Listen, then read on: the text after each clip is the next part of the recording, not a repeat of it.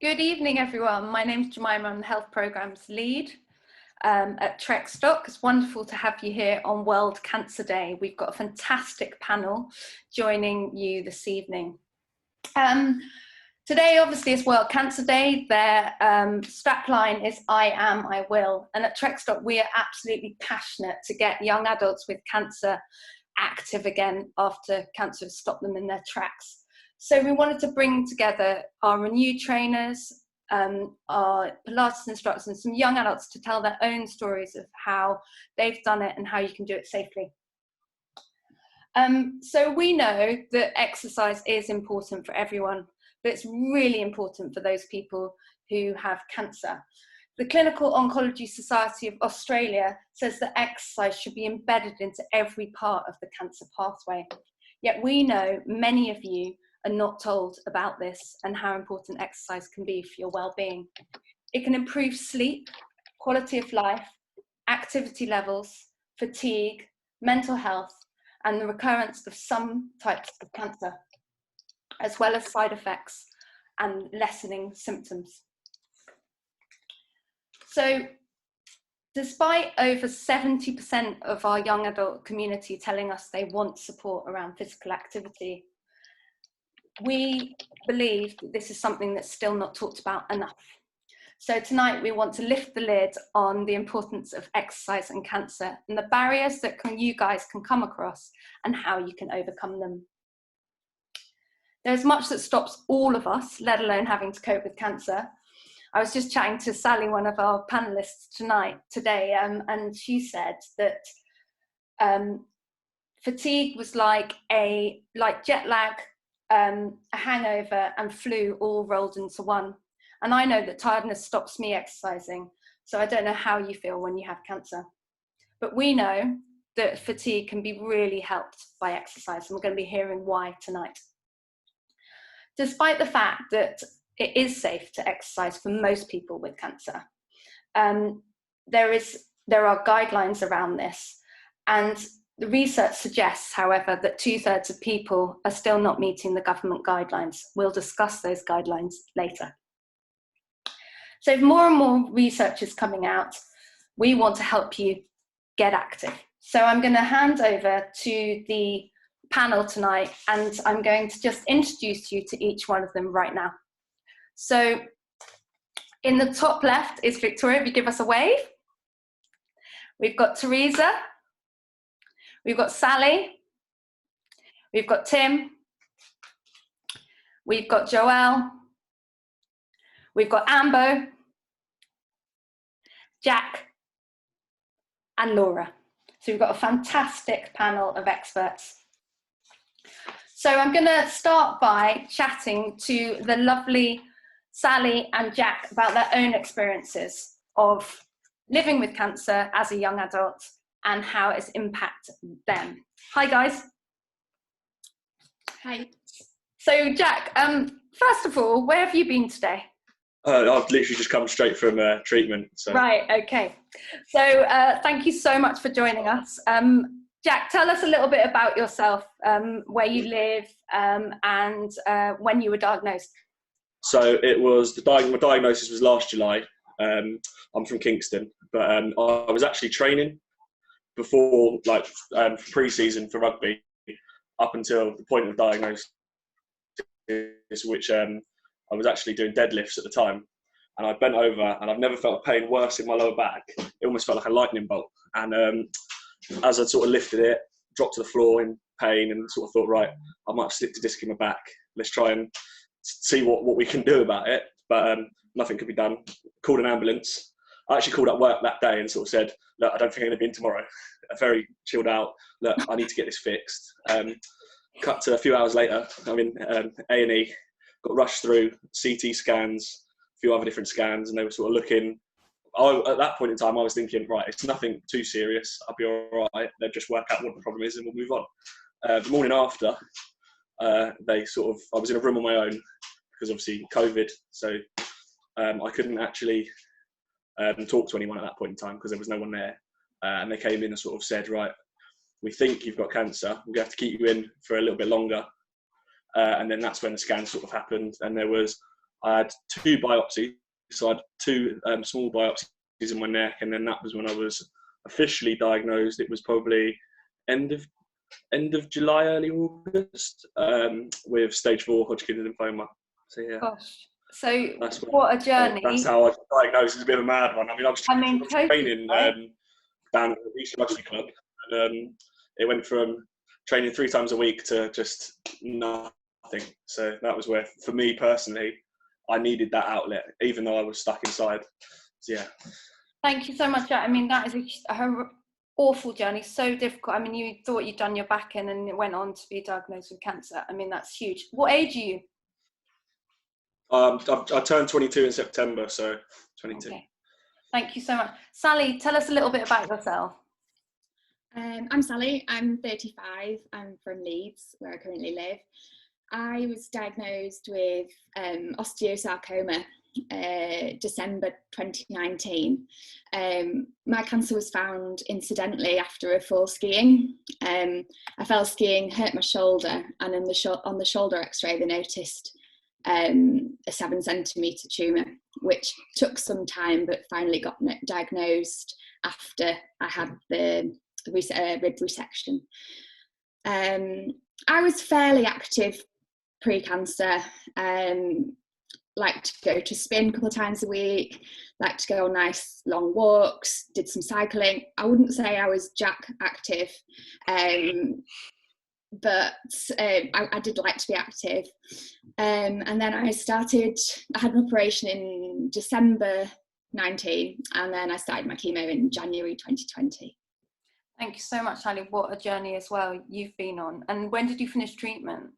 End of May last year.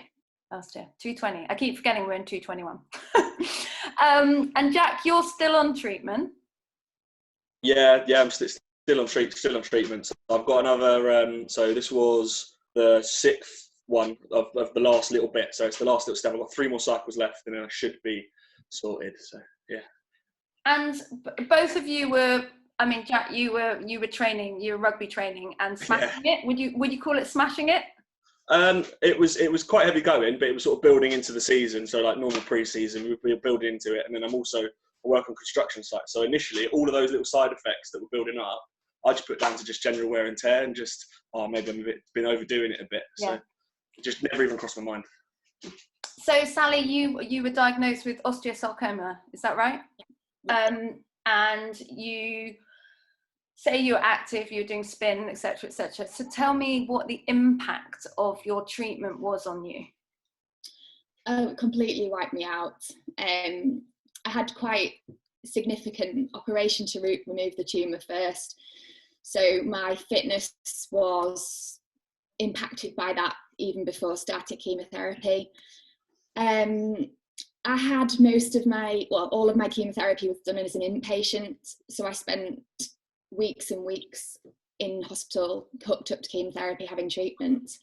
And during COVID as well. So I was really limited to what exercise I could do. Probably the most I did was do a couple of laps around the ward, because there wasn't a great amount more that I could do, or that I knew what to do. And when we spoke, you said the impact on you was unbelievable. You found that you couldn't sit up for long periods. Is that right? Yeah. During treatment and straight after, I knew that cancer fatigue was a thing, but I never knew it could be so severe. I couldn't really articulate how bad the fatigue was, but as I said, sitting myself up was a chore. I had to almost prop myself up. And I remember when I first finished chemotherapy, I couldn't get up the stairs in one go. I had to sit down halfway up to finish the stairs. That must be a huge impact on you, both physically but also mentally as well, and emotionally, I expect as well. Definitely, I was definitely dependent on my partner essentially to do everything for me. I mean, that must, for a young adult, that's so hard, isn't it? Going from independent to having to be dependent. Yeah. Jack, the same for you in terms of what impact, you obviously were really fit before you started cancer treatment. What impact has your cancer treatment had on your mind and body? I think a lot of it is there'll just be random bouts of just being really, really tired. But so that when I got told straight away, listen to your body. If you need to fall asleep, just go sleep. Like, it doesn't matter. No, if you want to go and train or whatever, just go to bed. Just have a nap, 40 minutes. So I was sort of napping throughout the day. But then, as a knock-on effect of that, it was keeping me up super late. Yeah. So then I was ending up I'd be up until 3 a.m, and just sort of initially, because where I'd hurt my back, it was that, all right, okay, I want to do this, and it was frustrating me because I'd gone from going 1,000 miles an hour to just stop dead. You can't do anything now. And that was, for me personally, it was frustrating. And I think the knock-on effect mentally was because of COVID and a few other things where you then had to go into shielding. I couldn't even go and see some of the boys to go and train. Like, just even like one or two of us, because of the risks of even catching COVID, especially in that sort of situation, being classed as critically vulnerable. I mean, that in itself was a bit of a weird one, because up until that point, I sort of thought I was invincible. So it was sort of a bit of an awakening, really, because it was going from, right, I'll just take on the world to, hold on a minute, I might have to think a bit now. So. I mean, that is, Public Health England said that exercise is one of the key things that is so important to people who are shielding. And I think that message is so important to people who have gone through that, because the mental impact of COVID on everybody, let alone having to cope with shielding and cancer, and, you know, the fear of COVID, I can't imagine what that has felt like. So guys, I just thinking of everyone at this time, it's really, really shit. So guys, you talked about the physical impact of exercise, and then you talked about that you found our Renew program. Do you think that, first of all, I know that both of you were talked to about exercise, but Sally, can you tell me who spoke to you about exercise when you were going through treatment? Yeah, it was one of the physiotherapists on the sarcoma team, fairly early on in my treatment, did come to me and explain the research that being active throughout chemotherapy can reduce symptoms and improve outcomes. None of my oncology team, like my specialist nurse or my consultant, mentioned exercise at all until the physio came to see me. And were you given support to keep active, even though you said it was incredibly difficult? No, not really. No, I knew I should be doing it, but I think it was a mixture of motivation and obviously chemotherapies are different and they affect people differently. But I was quite wiped out by my chemotherapy. I mean, it sounds like it was a huge toll on your body. Jack, what about you? Were you talked to about exercise? Sort of from day one, I was like, right, well, I want to sort of try and maintain as much as I can. And with sort of my age category, I sort of fall into the Teenage Cancer Trust as well. So I've got a lovely nurse called Claire, who they sort of assigned to us to just keep track of all the different appointments and this, that, and the other. And I was sort of saying to her in a conversation that I really want to go to the gym. Gyms are shut. Can't do that. Can't go and see the rugby boys. What should I be doing? Because I want to stay active. I want to do this and that. What should I do? And she went, I know just a little company that will help you and keep going and just keep your brain ticking over. And that's how I sort of got referred to Trekstock, which, to be honest, like, it just, without it, I think I'd have struggled a lot more. Just for that, just the endorphin boost afterwards. So we were training on a Wednesday afternoon, so it was just that, get the blood flowing, get the heart rate up, and then afterwards just sit back and just go, oh, that was quite nice, that. just Nothing like those endorphins, definitely. Yeah, well, I mean, Tim was the trainer who sort of trained us, and he can probably tell you himself that I was like, right, give me more, let me do more, let me do more. We'll talk about that in a minute. Yeah. So both of you signed up to Renew. Both of your experiences have been different. Sally, tell us a little bit about your experience of Renew is our 8-week group exercise program for those post-treatment who can do it online. For those in treatment at the moment, we are offering a one-to-one sessions if you have complicated side effects and you're coping with huge amounts of fatigue. So that is when you need a referral form from your cancer team to be able to give you a permission and to tell us about the contraindications that you may have to exercise. So Sally, tell us a little bit more about your experience. So I applied for Renew, and it was suggested that I did a one-to-one, and I did that with Steve, who was really good. Before the sessions, he sent out some bits about him, bits about exercise and cancer. I was probably 2 months post-treatment when I started, but had a lot of muscle wastage from being inactive essentially for months. He chatted to me before, asked me about things I'd done before in the past, what I enjoyed, and then we had 3 weeks of one-to-one sessions where we did circuits essentially. The first week I was only able to complete 1 circuit, and then at the end of the programme we did 3 circuits, and he sent me support in between over email, checked in, suggested other types of exercise I could do by myself as well. Amazing. Well, that's wonderful to hear. And what impact did you start to see? I mean, 3 weeks isn't long, so we are increasing that at the moment. But what impact were you surprised about? Oh yeah, I was completely basically in awe of my body from being, even in the 3 weeks, from going from being just a blob on the sofa to being able to complete 3 circuits and really feel quite good doing it. It also kick-started my exercise again, I guess, and I did keep it up until I broke my ankle in December. So I've fallen off the wagon a little bit, but yeah, it really did kickstart and definitely improve my mental health as well. And we're going to get you doing the Renew group sessions, aren't we? So that's really exciting. In terms of your fatigue levels, guys, Sally first, what impact has the Renew programme had on your fatigue levels? It's definitely improved them significantly. I think a lot of the problem with exercise is finding well, for me, even pre-cancer, finding the motivation to do it. I don't think you ever regret doing exercise.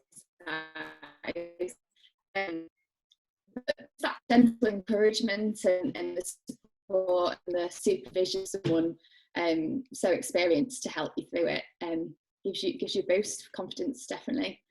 And what about you, Jack? Thank you, Sally. Well, it almost sounds counterproductive, but when I was always feeling a bit rough when I say a Wednesday morning before sessions and that, and you sort of think, oh, maybe I don't want to be doing it, I'm tired, I don't want to, and you just get your head into it, turn up, everyone else is, so I was in the group sessions, but everyone else was sort of there, and you sort of ask how everyone's week's going, and whatever, and have a little bit of a chat.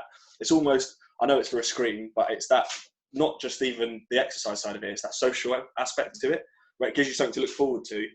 And then once your heart rate starts going, although you think, right, I'm going to tire myself out, you end up with more energy afterwards just because your blood's started to go and you're starting to get in the sort of zone, and you're sort of like, right, okay, today's been quite a good day. I've actually done something productive rather than sat and watched a bit of Netflix or just sat there munching on food.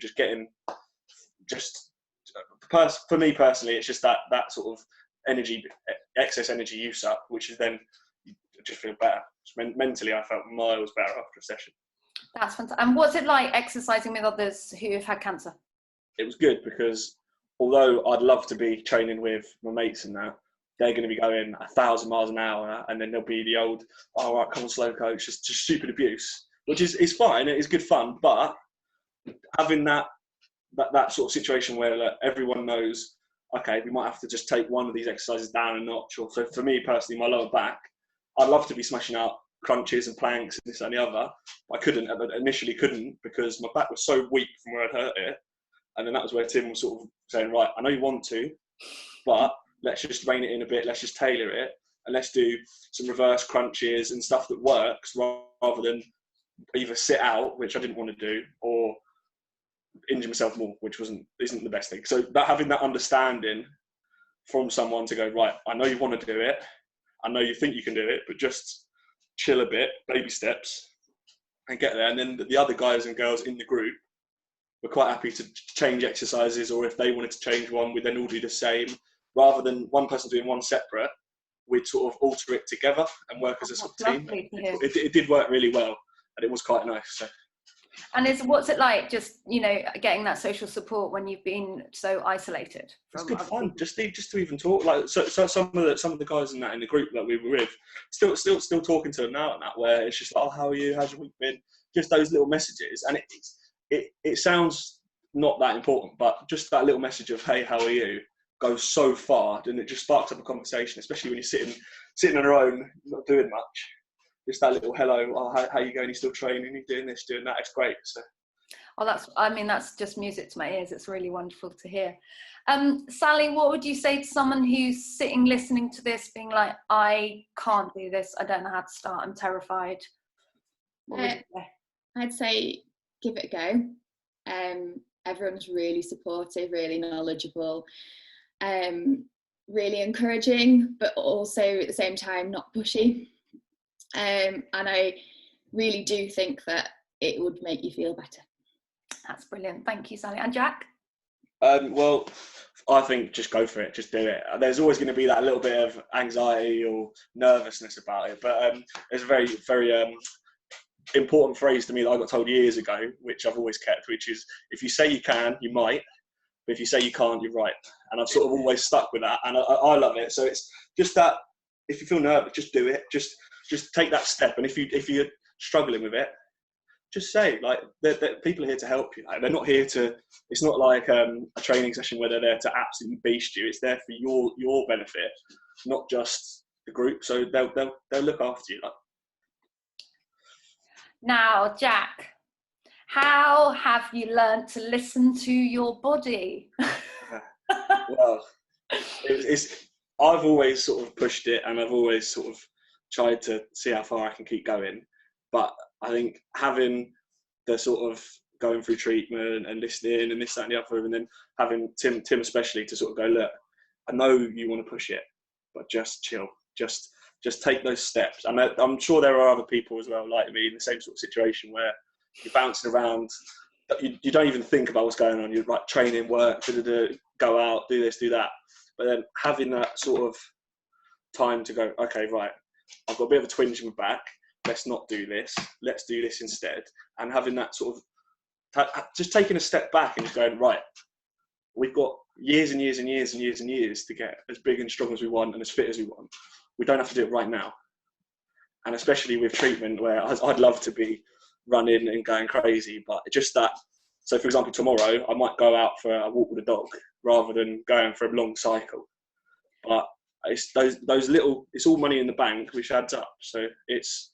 I like your style. Yeah, I like what you're saying. I mean, Joelle likes your style as well. And Sally, how have you started to trust your body again?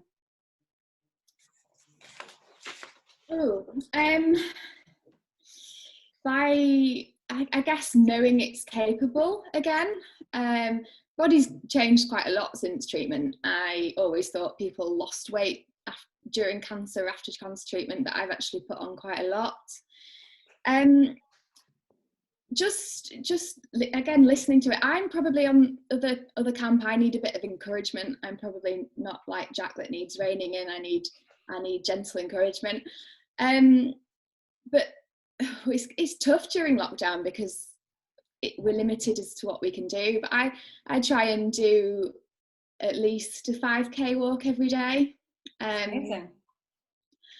And yeah, it's increasing that by increments as well. I don't really think I've answered your question here, but no, you have. And Jack, are you beginning to trust your body again?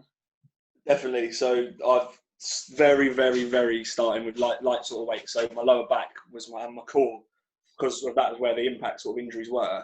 That was that one point where I was like, right, and deadlifts as well, because deadlifts are obviously a great exercise, but they can go wrong if you don't do it correctly. So it's that taking a step back and then learning the correct form again, and trusting myself to do it. So just with the bar, no weights on it, and sort of rather than going, right, I'm going to be lifting the weights I was sort of lifting before. It's sort of almost, the way I'm sort of taking it is like a reset to then start from the beginning again, as opposed to jumping straight back in ground running. It's just start right at the beginning, just focus on form, lighter weight sort of stuff. And I've had like private messages to Tim sort of saying, right, is this form correct? Should I be doing this exercise? Why don't I do this? And then he'll sort of come back and go, right, how about you do this instead?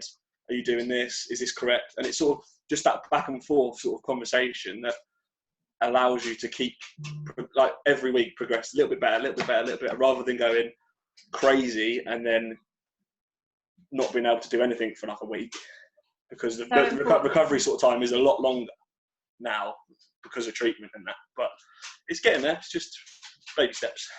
And last question, guys, for you. Thank you so much. Is the exercise can reduce the side effects of treatment. Jack, obviously you haven't not exercised. Has there been days when you haven't exercised after treatment and you don't feel as good, or? So for me, I mean, my dad's been brilliant with it as well, and so has my mum. But when I have been feeling a bit rough and that, where it's like, I don't want to do anything today. So we're all, as a family, we're all quite into fitness and that, brother and sister and that. But my dad's sort of like, right, well, why don't we go for a light cycle, where we just go, just say 5K, just a little cycle, but not going fast, just nice and chilled. And just to I think getting outside the house and the fresh air has just been brilliant, because I think there was the first few sessions I was staying in for a couple of days where I felt a bit rough.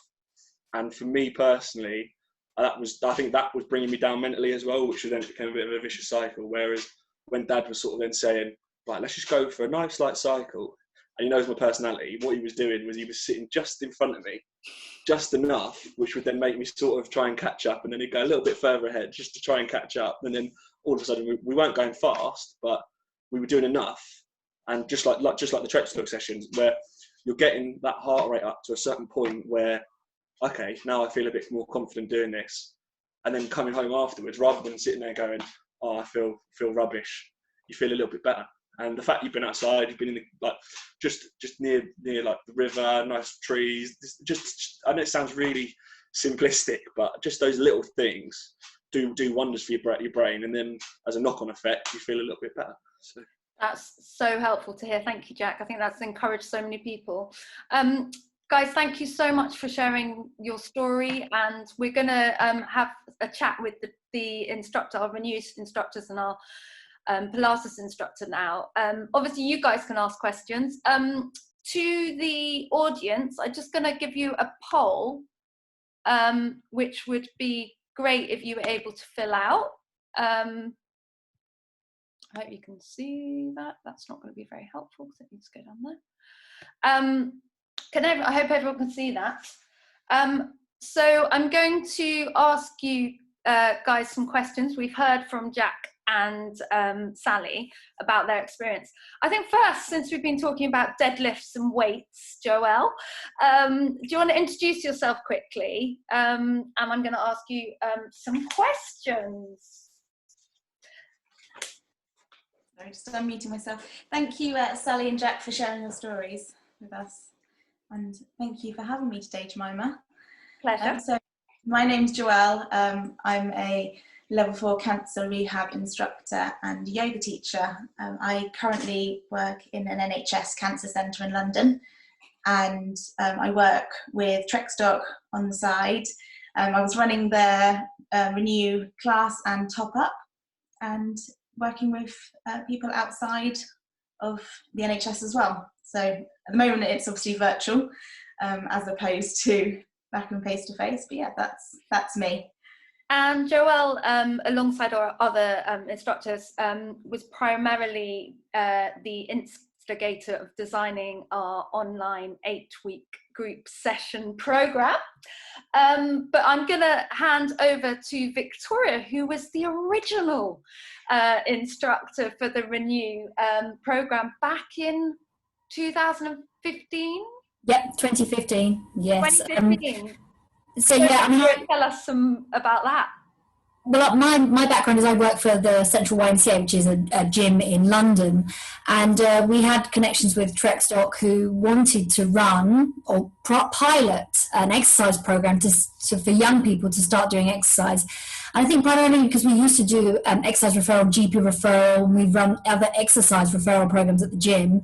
They wanted us to get on board, and we piloted. It was a 12-week program for participants in the gym setting. So unlike this, and it was 1-to-1, and I think we had about 12 participants on the first sort of section, and they came through, did 12 weeks of initial assessment, and then they came and exercised. They got a gym membership to come in and exercise with us, and then we did assessments at the end with them. So yeah, that's how I originally started, which was a while ago, and then I'm just coming back now. I actually did my first online group class today, which was exciting. Oh, how'd it go? It was good. It was very good. Yeah, so it was nice to actually be back working with Trekstock again. So in a different format, obviously, as a group exercise, but yeah, it's excellent. It's good. Welcome back. It's wonderful to have you back on board. Victoria, what struck you in the people about the people you were training? So at the beginning, I think what primarily struck me is, as I think, Sally and Jack have been talking about, they often had just finished treatment or were still just finishing treatment, and they were coming on board, and they were, obviously they had the fatigue levels, and they were, I think, fearful about coming back to exercise. But what I think struck me most was that they were highly motivated to come in. Having worked, for example, on GP referral before, where you are struggling sometimes to get people to exercise and come and exercise, I mean, the actual people that completed the program was very, very high, because people were hugely motivated to actually complete this, because they realised, I think, quite soon on that how important exercise was to their recovery. So although they might have been, very tired, or they had days, but they were motivated to sort of, determined, I think, to really complete the program. So that's one of the things that really sort of struck me. No matter what their fitness levels were, whether they'd exercised before or hadn't exercised, they were, very motivated people to get in and do something about it. I mean, I think that maybe there was you would see with people that they had a slight thing that their bodies maybe had let them down, but they were definitely going to try and do everything they could to make themselves better. And as you said, all the research since then that's come out, this was before the Australian studies came out, the impact of exercise and how it can help treatment and recovery. So I think that's one thing that I think I first noticed really struck me about the first participants on Renew back in 2015. Well, that's amazing. I mean, it is. I remember when I first met you, when I first started at Trekstock, talking to you about the program and hearing, because they'd just finished the program when I came on board, and it was incredible, the motivation for the young people to continue exercising despite cancer. I know how difficult it is just to exercise without cancer. So, and keep going. On that note, Joelle, I'm going to turn to you and everyone. I'm going to do a quick fire round. So if you can think about the barriers that you hear, or the things that people are worried about when they start exercising with cancer, name one word. I'm going to start with Joelle. Fear of exercising. Fear. Teresa, you're on mute. You're on mute. You're on mute. Sorry about that. Yeah, I would say fatigue, worrying about making yourself more tired. And Teresa is a level 4 cancer rehab trainer from YMCA as well. And Tim, introduce yourself as well. Right. I'm Tim, level 4 cancer rehab instructor. I would probably say confidence, both mentally and in your body. I see a lot of people that you can see that they've got a lot more to express, not more to think, but you can see it's been held back, and it's once you get them to get past that barrier, they are totally different people. By the time, we only get them for 8 weeks, but at the end of that 8 weeks, they are the transformation is amazing. It is incredible. Thank you, Tim.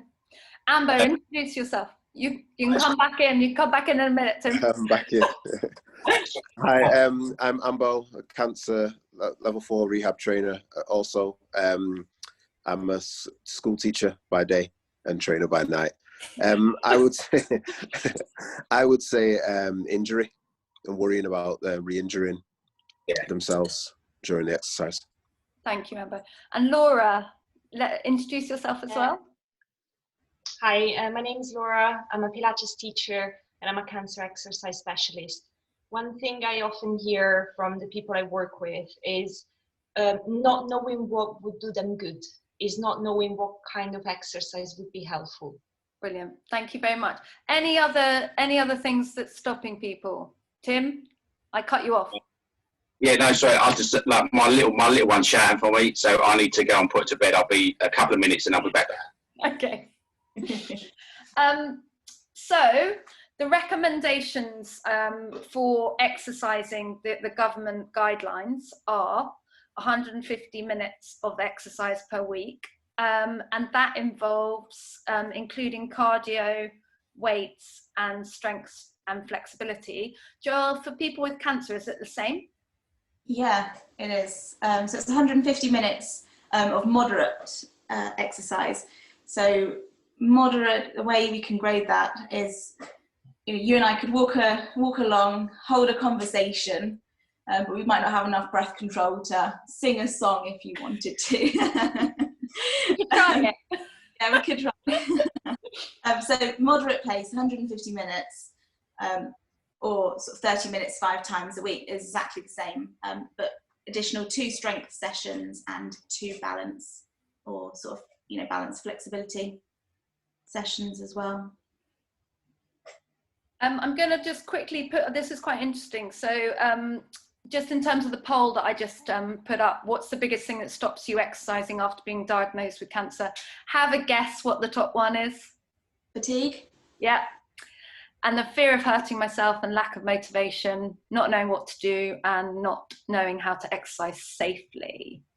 So I'm going to put up one more poll, which, sorry, now, fine. Sorry, now looking to, obviously can't share the other one. Wait a second. Okay, so this is another poll that I'm just going to put up, which we will talk about in a minute. So please fill that in as well. We've talked about why, what you're expected to do as a person without cancer, and it's the same for people with cancer.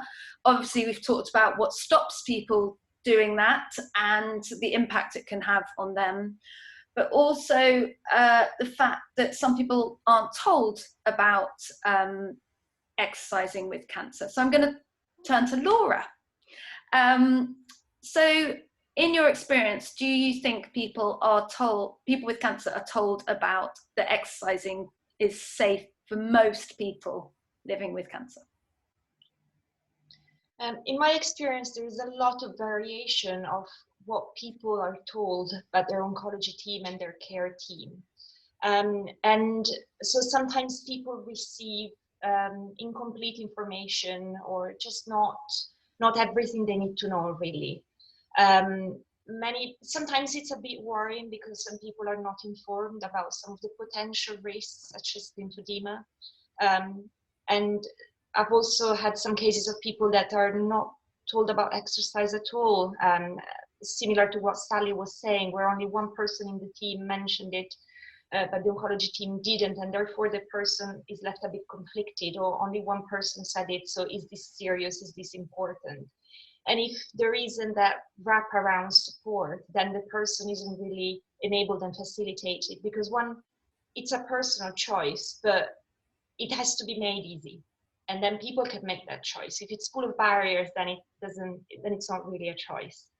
And that's where the specialists on this call come in, because we are aware of what those risks are and we can articulate them easily to people in simple terms to say, look, this is what you would like to do, this is what we need to be mindful of, and this is how we're going to work around it so that you can still achieve your goals, so you can still do things that you enjoy without putting yourself at risk.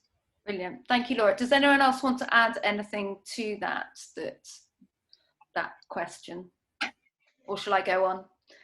Teresa, can I just talk to you? I know that one of the things that Trekstock's really hot on is making sure that we ensure that our participants are safe when exercising. So we send you all the pre-questionnaire, the consent form, the pre-questionnaire, which was designed with a researcher and our instructors as well. And also, if you're in treatment, you have to have a referral form from your oncology team. I'm going to keep saying that. And Teresa, what do you do with that information? Do you just, you know, just leave it in your inbox? No, I spend quite a bit of time reading through them. They're all kept very confidential, but I do read them quite carefully. And I know particularly any kind of red flags, anything that I might have to adapt the exercises that I'm planning to do. So if I get, if I look at the form and it's suggesting that someone has lymphedema, I would be not doing certain exercise. I wouldn't be doing any kind of static holding. If someone's had some surgery, upper body, I know that it's possible that, you know, body weight exercises on the floor are going to cause problems, and that's going to put them, they're going to be uncomfortable to start with and maybe not even want to continue on. So I know right from the start to offer earlier modifications that won't involve that kind of thing. Or I will also take the guidance from them in terms of their efficacy to exercise. If they're writing down that they don't feel confident at all, if they're on the lower end of the scale, if they are worried about certain things, I have a better idea of how to kind of approach them in an email and just give them a bit more encouragement. Let me know what your experience with exercise is, what you hate, what you like, and we go from there. And Ambo, what about you in terms of, you've got all this information. I know you've got a great class group of girls that you're training at the moment. Can you tell us a little bit about your experience of getting all that information and how it's informed your classes and how you adapt it to those people? Yeah, very similar to Teresa's. It needs a good read through. Definitely just to check out where people are mentally, even though you haven't spoke to them yet. But it just helps you handle them when you speak to them, and just make sure you're saying the right things, just to keep them motivated if that's what they need. Or they might be like Jack, where they need reeling back a little bit. So you're just already ready and prepared for that. It also gives you an idea so that when you do speak to them, you ask them, because sometimes they might not disclose everything in what they've put on the sheets of paper. So you have an idea and say, you can approach them a little bit different and ask them how they're feeling, or if there's any extra injuries since they filled out that form that you should be aware about. But yeah, very similar to Teresa's, have a bank of exercises ready, just in case. And obviously being online is a bit different. Using the chat function on Zoom is quite useful. We make sure that people can use that and can send it to the instructor personally, so you don't have to have everyone seeing it as well. So use that as a way to chat to the instructors during the sessions as well. Tim, how do you find exercising in a group helps people? Or does it help people? Yeah, I think obviously there's pros and cons. Everybody is not comfortable training in a group. Same as if you go to a gym, you'll get the guys that go like the gym rats, and then you get the people that go to the classes, and you won't get them to mix or cross over. Every now and then they'll find one thing that they like. And they'll swap over, but it'll only be one or two things. Training a group, you've got the social aspect, you've got a bit more of a backup, because you're going to be with people that are going through the same thing or have gone through the same thing. Obviously, you've got the chance to make new friends. So, especially right now, we're all stuck at home. Obviously, new friends, new things to chat about. You might find an interest that you didn't even know you had because you're chatting to someone that you wouldn't. The only reason you've met that person is purely through going through this and being part of Trekstock. Training with group can be a bit tricky sometimes if the participants are at different levels. So that just means that you, like, or us as trainers, we have to be a little bit more on the ball. So, like Ambo said, if you're chatting, if you go through the medical, if you're going through the park cues and everything that's sent over, there's certain questions that will trigger certain answers. So you just have to have those. Like, I mean, none of us are new to this, so we've been doing this for years. So we've already got a bank of questions that need to be, that if you ask a certain question in a certain way, you're going to get a certain response. So we've all got that ability to do that. But again, training in a group. So when I do my classes, if they're doing circuits, I never give anyone a rep range.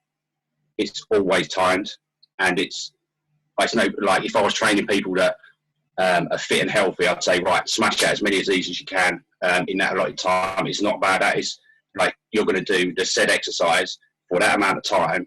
You do what you can do. If you need to stop, you stop, sit back. It doesn't matter. If the rest period isn't long enough, you sit back. It doesn't matter. You're with guys that are going through the same thing. Unless you've got Jack in your group, you have to keep them to slow down. But it's a bit of camaraderie as well. Yeah. I mean, I don't know how you guys make your classes fun, because I can be quite a serious bloke at times. So I try and have a bit of banter with everyone. So yeah, I mean, if you've got people with different abilities, hopefully by the time they hit the midway point, their abilities are a bit closer, because you're gonna, obviously you can't, I mean, doing it with a time session, it's easier they can work at their own abilities, so they're all going to improve steadily at the same-ish rate. Mm-hmm. Thank you so much, Tim. Thank you. That's really helpful. Joelle, one of the most important questions that I think to talk about this evening is, when we're tired, without living with cancer, I mean, I know that Monday I sacked off exercise because I wanted to stay in bed.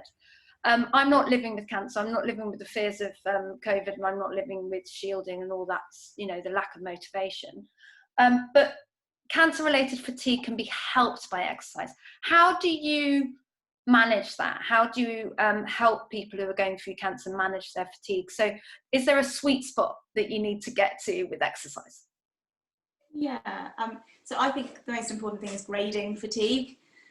So whether that's doing that with someone or just doing it yourself, you know, looking at how your fatigue is on, you know, every day of a week, sort of looking at it on a week basis is helpful, whether that's sort of morning, evening, reviewing it, and sort of knowing a baseline for you where you are at that moment. A really sort of a really helpful tool is a fatigue diary. So, you know, monitoring anything you've been doing that might have affected that, and it's not necessarily always physical activity. It might be just daily tasks, you know, daily life, things that you do that can affect that fatigue. Mm-hmm. Sort of 3 Ps, I think, are a really good thing to go by. So pacing, prioritizing, and planning. So obviously, you know, in your daily life, what's important to you? Mm-hmm. So that priority, and planning everything around it. So planning, you know, your day around it. If you would like to do some exercising, which we know is going to be helpful for your fatigue, you know, looking at what you're doing as a build up. So maybe having a little bit of a rest, and, you know, yeah, just prioritizing your day around it. So 3 Ps: pacing, planning, priority. Brilliant. Thank you so much. I've got 2 more questions, which obviously exercise to keep going and doing it. How do you guys make your sessions fun or put your own spin on it? Ambo, how do you put your own spin on the Renew sessions? I had a feeling you was coming to me with this one. We have Ambo's club that runs every Wednesday. So I play like loads of like dance music and stuff like that. And sometimes I'm dancing around myself. During the session, and I'm one big cheerleader, if I'm being really honest with you. I can vouch for that. Yeah, so I'm just encouraging, And, you know, they might be doing something that they've already done previously, but I'm cheering it on that much like I've never seen it before. So it's a very, very lively, fun environment that I try and create. I think one of the difficulties with me was I didn't know if I could create that online. Yeah. But it seems to be going really well, and they seem to responding to it. Well, thank you very much, Amber. It's great to have you back on board. Teresa, tell me about, because I've watched you in action. So tell us a little bit about your sessions. Oh God. Well, I try to make it similarly fun by not taking myself just too seriously, especially at the beginning. I'll put on some silly music and we make sure that we get moving. And I'm frequently off the beat, and that doesn't really matter. I tell everybody it doesn't matter if you're going one way and I'm going the other, but just to move and get the heart rate up and get the body moving in a way that feels good for you. And then I just try to encourage a bit of banter and, just making sure that people are trying. Even, when I give them an option for an exercise, I do suggest, you've done those the last several weeks. Why don't you try it a little bit harder? Just one. See how it goes. and people usually surprise themselves when they try it. I mean, that is so important, isn't it? One of the things is, do you find, I'm going to ask all of you to say yes or no, do you find that people are surprised by what their body can do despite living with cancer? Always. Victoria? Yes, oh yeah, definitely, without a doubt. Changes people make, they as I said, they go from being where they think they're at the bottom, complete bottom, and as Sally was saying, within 3 weeks is what people's differences they can make. Yeah. Amazing. Tim? You're on mute. Yeah, it is. You'll be like, it's quite surprising on how quick they can actually realise what they're capable of. Yeah, I mean, like you said, so after week 3, we do the test again, and it's surprising how once they've done that test and they look back at week 1, like how their demeanour changes. I mean, it's hard because you're not in front of them; you're just going by what's going on in Zoom. But it's quite it's a nice feeling when you see that. Brilliant, thanks, Tim. Really quickly, guys, because we've only got about 5 more minutes. So I'm going to hand over to Laura to tell us a little bit about Pilates. So I'm going to say that exercising, our Renew sessions and our Renew top-ups aren't for everyone. I'm going to look at all of you. It's not only are we all different, but also people may have contraindications to doing the Renew program that will stop them doing it. Is that right, Joelle? Yes, definitely. Yeah. And they should be talking to their teams and making sure that they're aware what they can and can't do. Obviously, a gentler form of exercise doesn't mean it's not as hard. Is that right, Laura? Yes, and I think it's a bit of a myth that Pilates is a gentle form of exercise, because Pilates is actually very flexible, and people may think that it's the sort of thing that you do lying down and therefore you're not making an effort. But basically, in Pilates, and this is, I'm not going to bore you with technical details, but basically everybody in their body have 2 sets of muscles, the superficial muscles and the deep muscles. Like the superficial muscles are the ones you can touch, and they're big and strong. They're the ones that allow you to lift big things. But then you also have the deep muscles, and those you can't really feel them. They're very close to your bones, and they keep the whole skeleton together. In Pilates, we focus on both, but we do a lot of work on those deep muscles. And that's why Pilates also has a reputation for being a mind-body activity, because you really need to focus. To activate those muscles that you can't feel and you can't see and you can't touch, you really need to think about them, and you need to become aware of them, which is not something that comes natural to anyone. And that's why I wanted to build on something that Joelle and Tim were saying earlier on, when it comes to people's awareness of their body and how their body changes. It's also about appreciating that your normal is different on every other day. What was easy last week may not be possible today, and that's okay. And the level of awareness that Pilates brings to your body enables you to accept the variation, so without getting frustrated, accepting the variation, accepting that what you can do today is your best for today, and that will be different next week. It was different last week. But it also teaches you to embrace that and really get to know your body intimately. I love that. I think I should take up Pilates. That sounds wonderful. Is there anything that anyone wants to add before I ask some questions from the floor? Just talking to everyone, our lovely participants this evening, thank you so much for joining us. I just want to reiterate that please talk to your teams. This is all generic information that's been given to you tonight. Each one of you is different. Each one of you has a different body, and the way it moves and the way it bends, and the things you shouldn't be doing and the things that you should be doing. So please have a conversation with your cancer teams, your GP, if you're concerned. And if you're post-treatment, then, you know, fill out our form and our trainers will have a conversation with you to make sure that you feel safe. And if you have any questions about the Renew program or the Renew top-ups, which are after you finish Renew, we know it's really hard to keep active, even when you're on that mountaintop, even when you get the certificate in the post. So we've started our Renew top-ups that are run by Teresa. Is that right? Tim?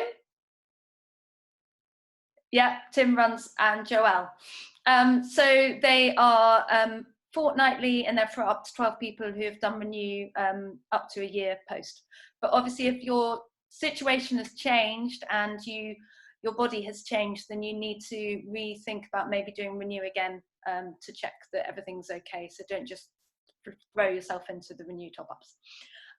We've got some questions from the floor. A classic one. What's a good way, Teresa, to start out exercising if you think walking is very boring, but you are you've lost your fitness level? Strength training is my key. I mean, I think if you're not going to do anything, you've got to still keep your muscles going. And if you don't want to walk, you can still do other things that are working your body, you know. So there's squats, there's presses, there's playing with various equipment in your house. I have a tennis ball, I have various other toys that, you know, you can do balance exercises with. You could use anything. You don't necessarily have to have weights to do strength training. I get people to get the rucksack and stick some books in them, or grab a laundry detergent and use that as something to row with. So there's a lot of different things, but usually people find that once their muscles start feeling a little bit stronger, they actually maybe want to walk or even run. Dancing also is a little bit fun, you know, even dancing, if it's bouncing around. Put it on the music. Brilliant. Joelle, and Amber, I'm going to ask you this both. Is it safe to train with weights if you are in treatment? 100%. Yeah, I think it's just obviously, you know, grading it and building up slowly. So obviously seeking advice from a fitness professional who's going to obviously advise you to build up slowly. Maybe that's starting with body weight, because, you know, working body weight exercises could be enough rather than adding in additional weights to it.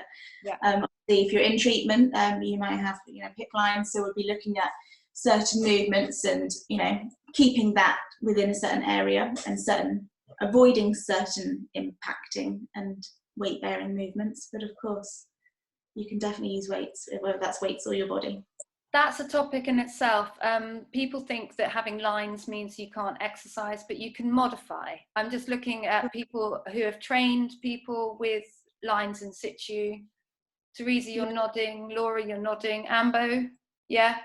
So yeah. People just need to be aware of their lines and talk to you about them. Yeah, absolutely. And just, you know, making sure you're exercising, you're still moving that limb, you know, keeping it, you know, there's a rule of not taking it above the head, but naturally in daily life, you're reaching above your head for a kitchen cabinet and things like that. So just being, you know, sensible, but actually making sure nothing's dislodging. You're not, you know, putting any tension. But that's where obviously, you know, the professional can help and advise what exercises they can do.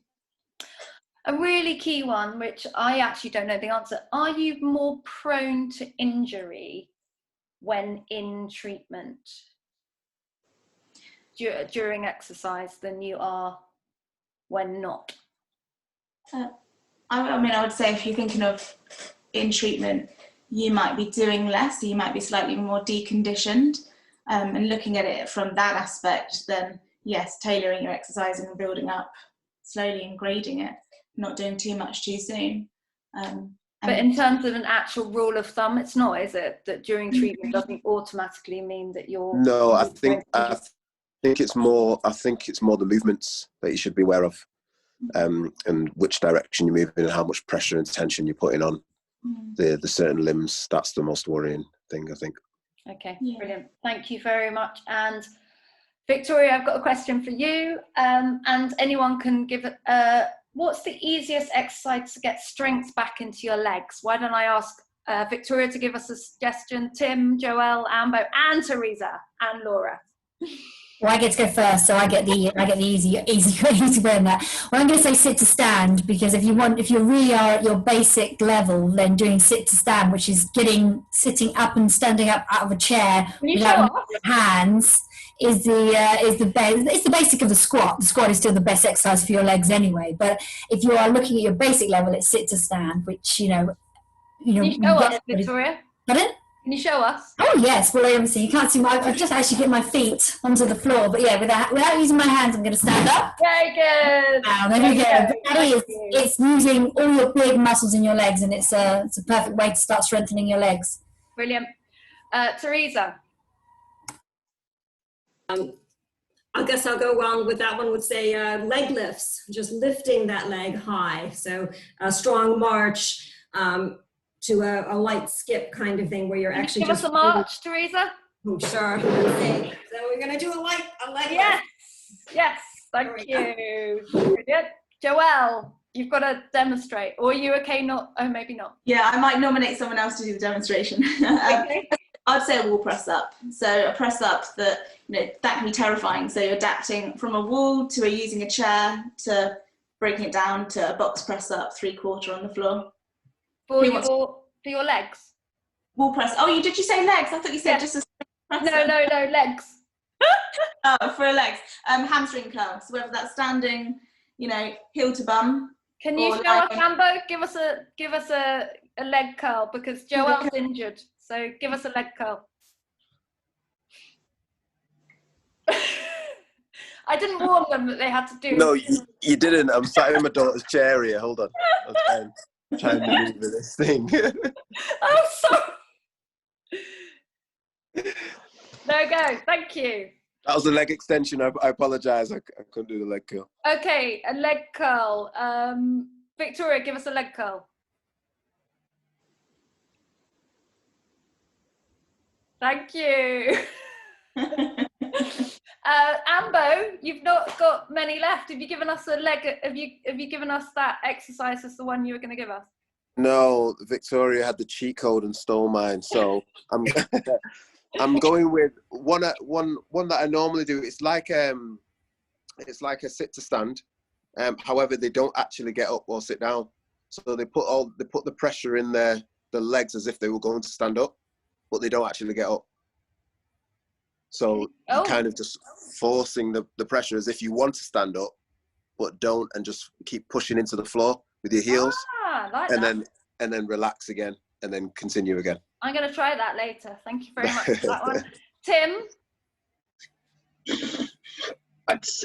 It depended on what level they're at. You could always do, what have I got here that I can use? You could do a lunge, but hold the wall, or hold something, support yourself as you're going down, so you minimise the weight that you're using. The other one would be the sit to stand, but focus on sitting down rather than getting up. So you lower yourself down into the chair, but then you use your hands to get out of the chair.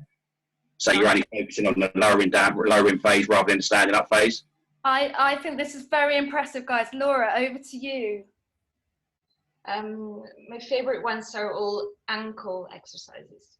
Ankle, so heel raises, single, double, and all sorts of variations of that, keeping both heels lifted, bending the knees, straightening, which also combines the balance aspect. Brilliant, thank you so much. I think I've asked them all. I think I have.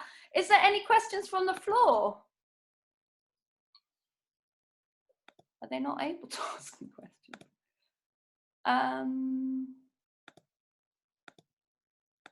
Is there anyone else would like to ask a question from the audience?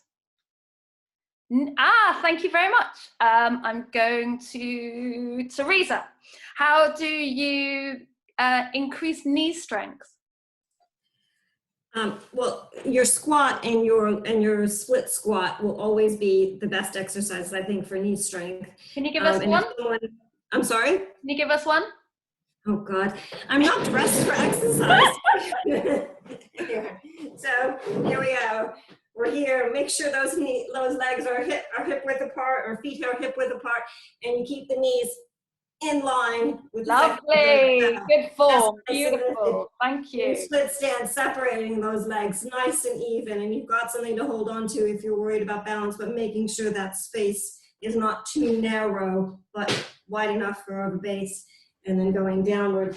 Brilliant. Joelle, would doing a one-legged squat is that something that could help your knees? Yeah, I mean, I'd maybe start, if we're looking at strengthening the knees, I'd probably start maybe a little easier. So maybe focusing on like some leg extension, isolating the muscle. Yeah, you could do some really nice, slow controlled single leg squats into a chair. So, you know, variation of sit to stand. Brilliant. I don't know if you guys won't know, I've had my knee reconstructed twice through accidents or stupidity, whatever you want to call it. So for me, it's standing on one leg when you brush your teeth in the morning and you brush your teeth at night. That little movement with your toothbrush is enough to fire all them stabilising muscles in around your knee to support it. I, touch wood, haven't had knee pain in 8 years, and that's I don't really just do it every day anymore, but I still do it. I'll be like, oh right, yeah, I'll do that. So it still gets done at least a couple of days a couple of days a week. Okay, this is one that I think is really important. It's a contraindication to exercising when you have cancer. It's abdominal surgery and how you strengthen your core post. I'm presuming it's post. Who wants to answer that? Yes, post. Okay. So it really depends on the direction of the incision. So if the incision is vertical or horizontal, first of all. I think we're not going to give out. We're not going to give out. No, I mean, exactly. We don't want to go into specific because really here we need a medical clearance. But you know, depending which muscles have been affected, you don't want to strengthen muscles in a bad position, because that's just going to make the problem worse, and there's also be some scar tissue there. So it's really one that one would touch with some more detailed information. Information, okay. Jess, I will be in, if you want to email us, that maybe I can send them to Laura and to Joelle, and they may be able to, and Ambo and Victoria and Teresa and Tim, to give you some advice on that. Is there any more questions from the floor? I'm aware we've hit 7:35. Oh, fantastic. She's already signed up for Renew and waiting on the medical form. Woohoo! I just want to say a huge thank you to Victoria, Teresa, Tim, Joelle, Ambo, Jack, Sally, and Laura. Thank you so, so much for joining us. Keep active, keep moving, be kind to yourselves at this time. If you want more information about how we can support you to get active, head to our website at Get Moving, www.trekstock.com/getmoving. You can find out about Laura's classes, which are on every other Tuesday. We're going to be doing them 9th of February, 23rd of February, every other week. Fantastic. At 6 p.m. Fantastic. And Ambo runs the sessions with his mate Javino, who also runs sessions up north for us. Tim's in London and the Southeast. Victoria's in London. Teresa and Joelle are in London. Each group is available. Up to 6 people are in a group, and we try to both make the groups set around location and also activity levels, and we're looking at ensuring that those people who are on treatment are trained together as well. So let me know if you have any other questions. Thank you so much, and thank you so much to our panel. Thank you. Thank you. Thank you for Thank you very much. Thank you. Bye-bye.